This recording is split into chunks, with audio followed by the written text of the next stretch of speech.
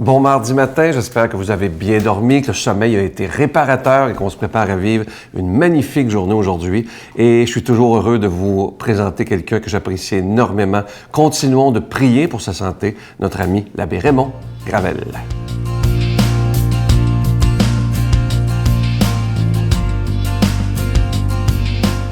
Bonjour.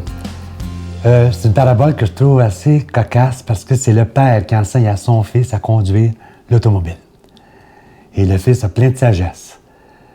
Alors le père apprend à son fils à conduire et il se rend compte que le fils regarde non seulement en avant, mais il regarde aussi dans le rétroviseur, dans le petit miroir qui est en haut et qui est dans la vitre de côté. Et là, le père dit à son fils, regarde plus en avant. Il me semble que c'est important. Tu pourrais frapper un chat, tu pourrais frapper même un humain qui traverse vite la rue. Fais attention, regarde en avant. Arrête de regarder dans ton rétroviseur. Et le fils lui dit, c'est vrai, papa, tu as raison.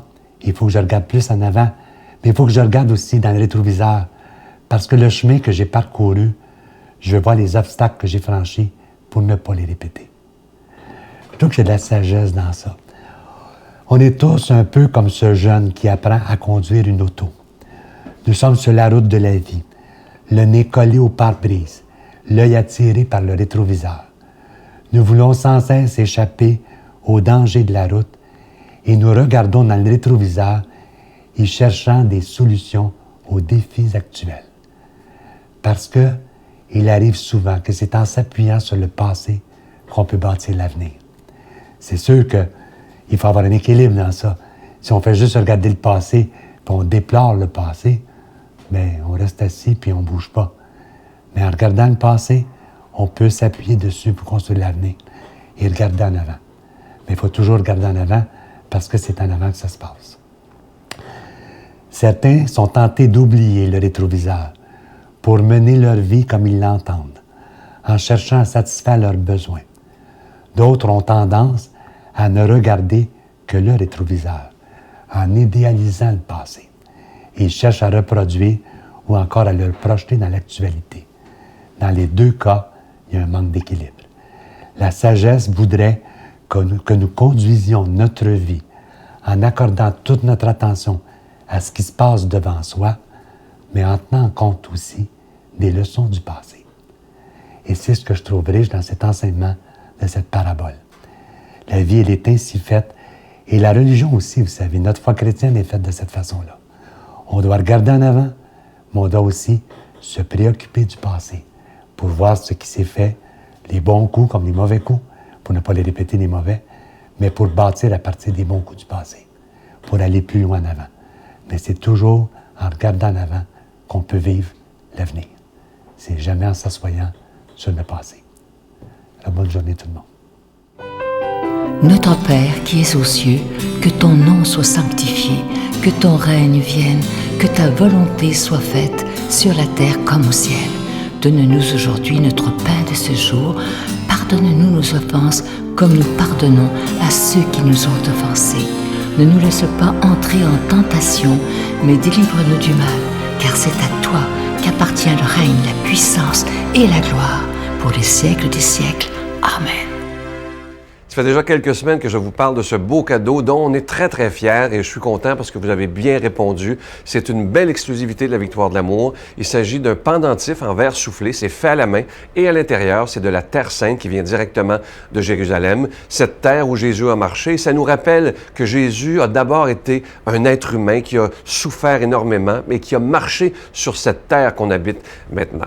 Je vous rappelle que c'est avec un don de 25 $ si vous en voulez un et avec 40 $ si vous en voulez deux. Et on vous envoie aussi un reçu pour fin d'impôt. Je vous rappelle que c'est fait à la main. C'est donc en quantité limitée et c'est pas des machines qui le font. C'est parce qu'évidemment, il faut mettre la terre dedans, sceller ça après. En tout cas, bon, ça a été compliqué, mais c'est chose faite. C'est un rêve que j'avais depuis des années de vous offrir ce cadeau du mois. Alors, je vous donne l'adresse. La Victoire de l'amour, casier postal 120, succursale Boucherville à Boucherville, le J4B 5E6. Je vous la redonne. La Victoire de l'amour, casier postal 120, succursale Boucherville Boucherville à Boucherville, le J4B 5-6. Également par téléphone, par carte de crédit du lundi au vendredi de 9h à 16h dans le 514-523-4433, 523-4433 ou sans frais le 1-888-811-9291, 1-888-811-9291 et aussi sur notre site internet le www.lavictoiredelamour.org.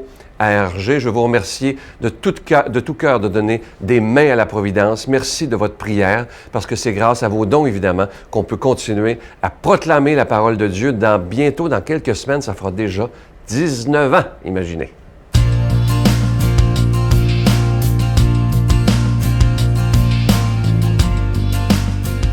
Mon Dieu, donnez-moi la sérénité d'accepter les choses que je ne peux changer, le courage de changer les choses que je peux et la sagesse d'en connaître la différence.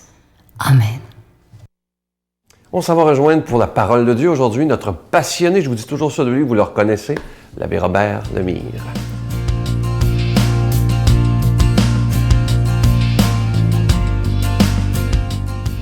Bon matin de Dieu à vous tous. Aujourd'hui, c'est notre évangile est tiré de Saint Marc, chapitre 2, versets 23 à 28. Ça, c'est un homélie là, que vous entendez souvent, puis on se demande tout le temps, OK, on la connaît, puis c'est comme ça, on l'apprend pour acquis, mais elle est extrêmement importante, parce que j'ai l'impression qu'on est en train de tout perdre ça. Regardez bien.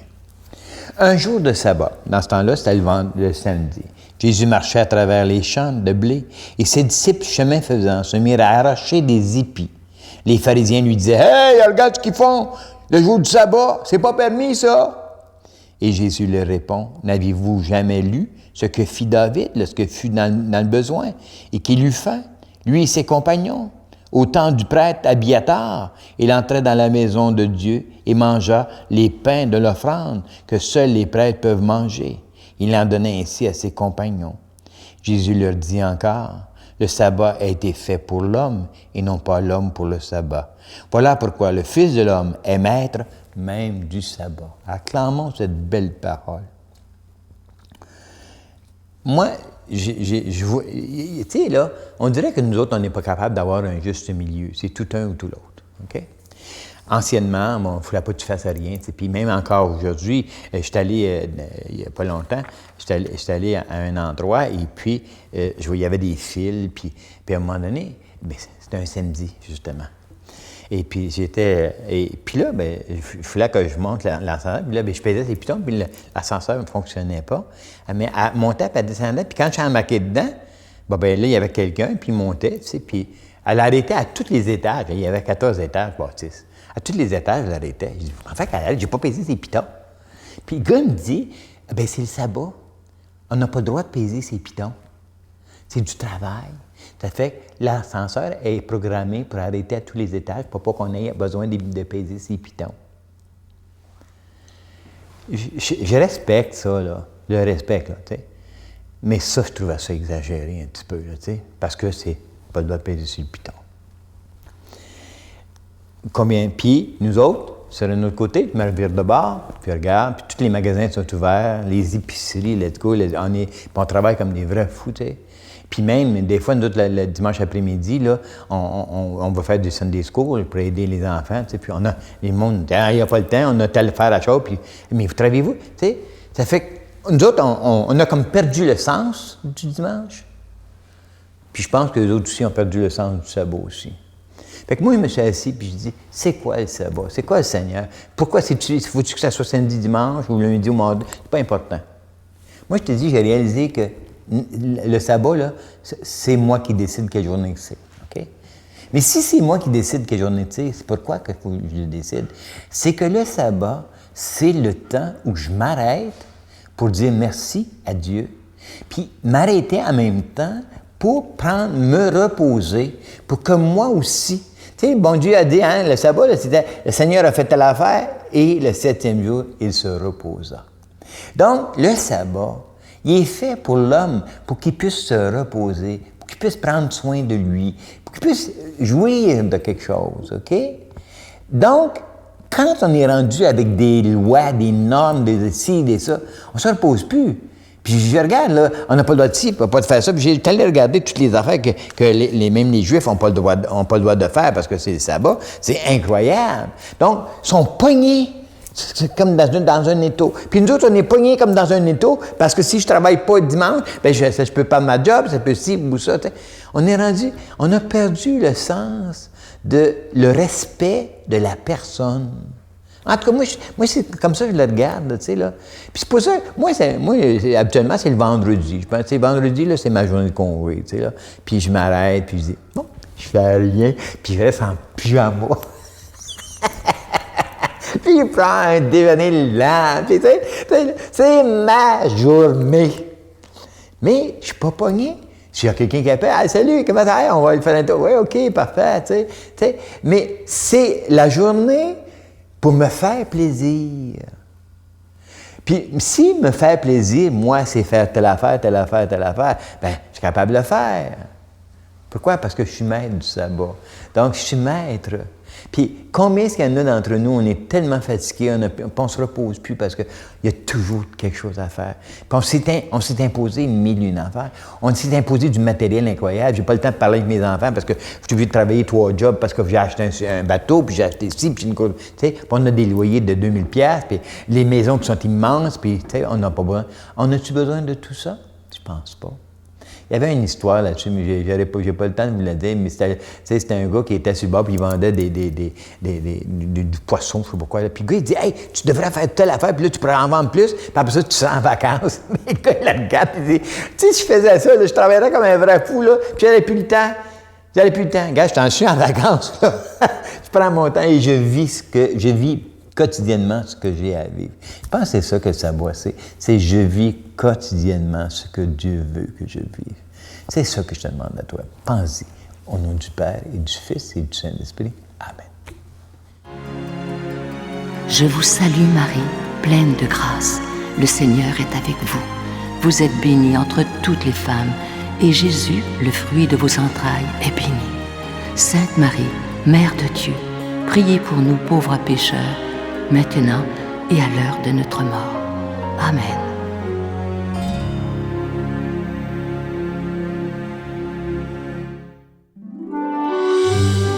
La Victoire de l'amour vous invite à vivre un pèlerinage en Italie à la rencontre de Saint François d'Assise et du pape François, en compagnie de l'abbé Robert Lemire et de Sylvain Charon.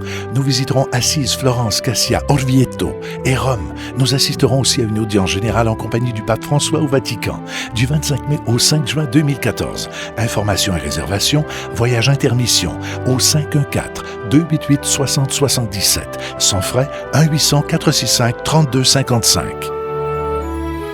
Hey, j'ai le privilège d'aller à Rome et à Assise, vivre une expérience incroyable avec Saint François et le pape François aussi. Donc, venez avec nous, vous allez voir, vous allez découvrir des choses extraordinaires. Venez!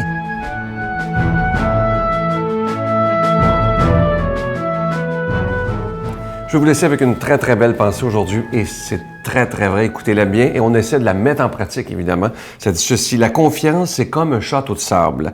C'est si dur à construire, mais si facile à détruire.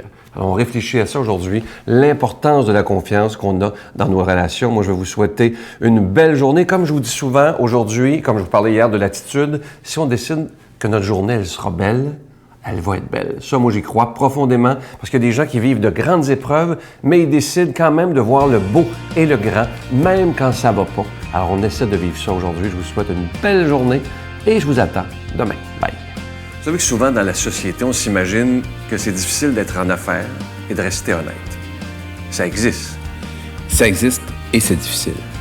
Je pense toujours la différence entre l'intégrité et l'éthique.